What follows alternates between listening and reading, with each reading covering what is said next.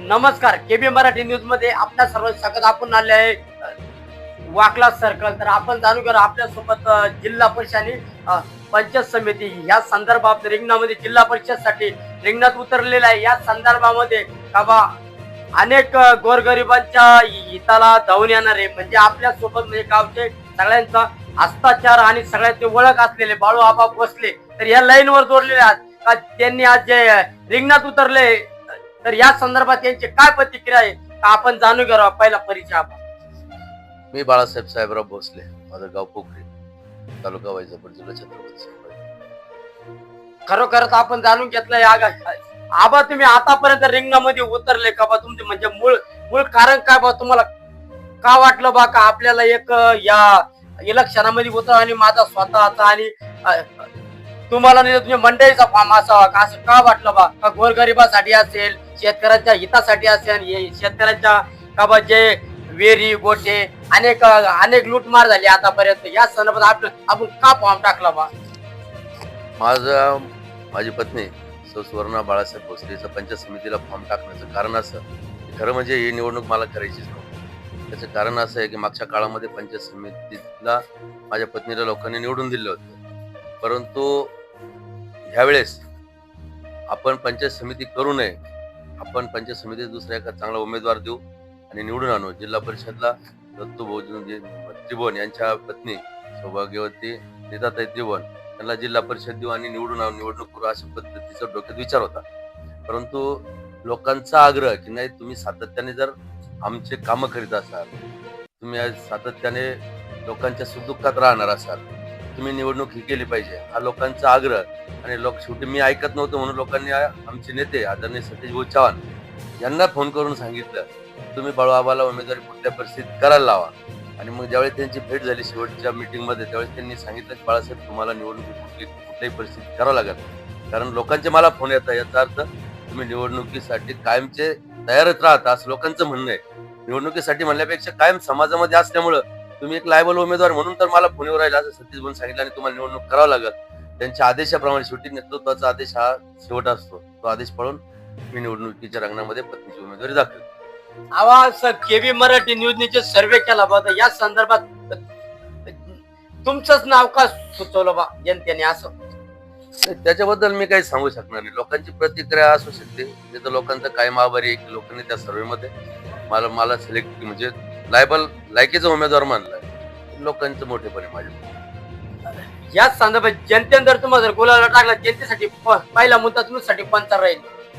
सगळ्यात महत्वाचं म्हणजे लोकांनी निवडून दिल्यानंतर जिल्हा परिषदेवर नीताताई त्रिभुवन यांचे पती दत्तू पाटील त्रिभुवन हे माझे चांगले मित्र, सगळ्यांना परिचय आहे. त्यांच्याकडे असलेला कामाचा अनुभव आणि माझ्याकडे असलेला कामाचा अनुभव की नेमक्या लोकांच्या गरजा काय आहे. साधारणतः ह्या जिल्हा परिषद ह्या ग्रामीण भागातल्या निवडणूक आहे, सगळा शेतकरी वर्ग आहे, कष्टकरी वर्ग आहे, आणि म्हणून शेतकऱ्यांचे प्रश्न असतील किंवा कष्टकऱ्यांचे प्रश्न असतील, आणि सगळ्यात महत्वाचं म्हणजे यांचे प्रश्न कोणते राहत्या, आरोग्य, पाणी आणि शिक्षण, हे सगळ्यात महत्वाचे मुद्दे आहे. आणि म्हणून शेतकऱ्याच्या मुलाला दर्जेदार शिक्षण मिळालं पाहिजे, यासाठी मी प्रयत्न करणार आहे. शेतीसाठी पाणी मिळालं पाहिजे. आमच्या परिसरामध्ये ढेकूचा कॅनल आहे, शिवणा टाकळीचा कॅनल आहे, त्या कॅनल आता सध्या पूर्ण क्षमतेने धरणं भरले, परंतु अजूनही पाणी नाही. माझा प्रयत्न हाच असणार आहे की लवकरात लवकर त्या कॅनलला पाणी सुटलं पाहिजे. सर्कलच्या संदर्भात जर पाहायला जर गेलं, हत्तीगड हा मोठा प्रकल्प आहे, जो तो झाल्यानंतर चांदेश्वरी प्रकल्प हा मोठा प्रकल्प जर त्या ठिकाणी जर झाला, त्या परिसरातील शेती सुजलम सुफलम झाल्याशिवाय आणि दत्तू पाटलांच्या माध्यमातून सातत्याने तो प्रकल्प व्हावा यासाठी प्रयत्न असणार आहे. आणि आम्ही दोघं मिळून तो प्रकल्प कसा पूर्णत्वात नेला जाईल त्यासाठी प्रयत्न करू. आबा तुम्ही आतापर्यंत जिल्हा परिषदला याला पंचायत समितीमध्ये अनेक गोरगरिबांचे तुम्ही जे काम केले, तर या संदर्भामध्ये पुन्हा तुम्हाला जनतेनं का उभं केलं म्हणजे असं काय बा तुमच्यामध्ये? असं ते तर मी सांगितलं ना, ज्यावेळेस पंचायत समितीच्या माध्यमातून आम्ही लोकांचं प्रतिनिधित्व त्या ठिकाणी माझ्या पत्नीने केलं. गोरगरिबांच्या जनतेचे जे छोटे मोठे कामं असतील, घरकुलाची कामं असतील, विहिरीची कामं असतील, कृषी विभागाच्या माध्यमातून दिल्या जाणाऱ्या योजना असतील, मग पाईपलाईन पाईप असतील, मोटरी असतील, बियाणं असतील, ते देण्याचा सातत्याने प्रयत्न केलेला आहे. आरोग्याच्या संदर्भात जिथं जिथं समस्या निर्माण झाल्या असतात त्या सोडवण्यासाठी मी सातत्याने प्रयत्न केलाय. त्या काळामध्ये तर दुष्काळ पडलेला असायचा, कायम पाणी टंचाई या परिसरामध्ये असायची.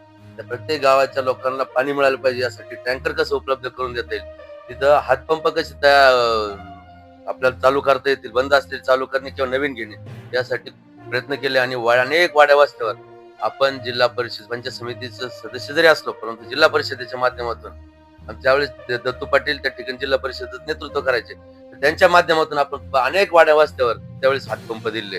हे मला या ठिकाणी अभिमानानं सांगावं असं वाटतं की संकट काळामध्ये त्यावेळेस दत्तू भाऊंनी मला मदत केली. आणि आबा मी सांगतो तुम्हाला का बा भाजप शिवसेना युती आहे, बरोबर. तर या संदर्भामध्ये तर रामहरी बापू का बा येत शिवसेनेचे काम करत आले आतापर्यंत. तर बघ त्यांनी मग वाकलं कटत का मग त्यांनी चर्चेमध्ये त्यांनी आपच टाकण्याची शक्यता. आता त्या संदर्भात मी काही बोलणार नाही. ते आमचे आदरणीय जुने नेते रामहरी बापू, त्याच्यामुळे त्यांच्या बाबतीत मी काही आज बोलणार नाही.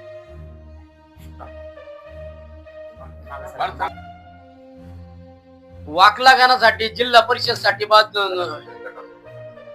गटासाठी दत्तू आपल्या सोबत आहे. तर आपण जाणून घेऊ त्यांची काय प्रतिक्रिया आहे. आज ते पोखरी येथे आलेले आहे. तर आपला परिचय. मी दत्तात्रय अप्पासाहेब पाटील, भूकंप पोस्ट वाकला, तालुका वैजापूर, जिल्हा छत्रपती संभाजीनगर. जिल्हा परिषद वाकला गटात माझी पत्नी सौ नीता दत्तात्रय पाटील त्रिभुवन हिने उमेदवारी अर्ज दाखल केलेला आहे. आणि आज आम्ही प्रचाराचा शुभारंभ काशी विश्वेश्वराला साक्षी ठेवून पोखरी या श्री क्षेत्रामध्ये केला आहे. आता तुम्ही जे दौरा करताय या संदर्भात जनतेचा रिस्पॉन्डिंग कसा येतोय? जो माणूस सतत जनसेवेमध्ये आणि लोकांच्या कामात असतो, त्याच्यामुळे सतत त्याला जनतेचा पाठिंबा मिळत असतो. कारण माझा अनुभव आहे की मी 2000 सालापासून मी जनतेच्या सेवेमध्ये आहे आणि जनतेचा माझ्यावर विश्वास आहे आणि माझा जनतेवर विश्वास आहे. त्यामुळे मला कुठलीही या ठिकाणी परिस्थिती वाईट वाटत नाही की माझी परिस्थिती खराब आहे आणि मी असं. त्याच्यामुळे माझी परिस्थिती एकदम चांगली आहे. कारण माझं गाव या मतदारसंघामध्ये 5000 मताचं गाव आहे आणि गावानेच निर्णय घेतलेला आहे. गावामध्ये जरी अनेक पक्षांचे लोक काम करत असले तरी त्या सर्व लोकांनी मला पाठिंबा जाहीर केलेला आहे आणि त्यामुळे माझा विजय या ठिकाणी निश्चित आहे. हो, तुम्ही आतापर्यंत पद भोगले का बा? तुम्ही शेतकऱ्यांसाठी आणि तुम्ही आतापर्यंत गोरगरिबांसाठी काय करत आले?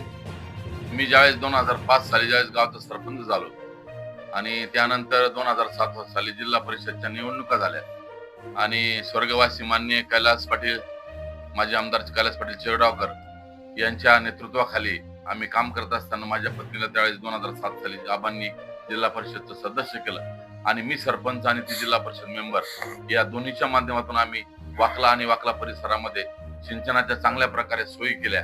आरोग्यासाठी आम्ही प्रयत्न केले आणि शेवटी आपण आपला भाग परिसर हा शेतीनिष्ठ असल्यामुळे शेतीलाच प्राधान्य देण्याचा मी प्रयत्न केला आणि त्यामुळे आज माझ्या टेकून नदीला जवळजवळ मी त्यावेळेस 20 ते 25 सिमेंट बांधारे बांधून माझी या गावाची शेती, परिसरातील शेती मी सुजलाम सुफलाम करण्यासाठी मी प्रयत्न केले.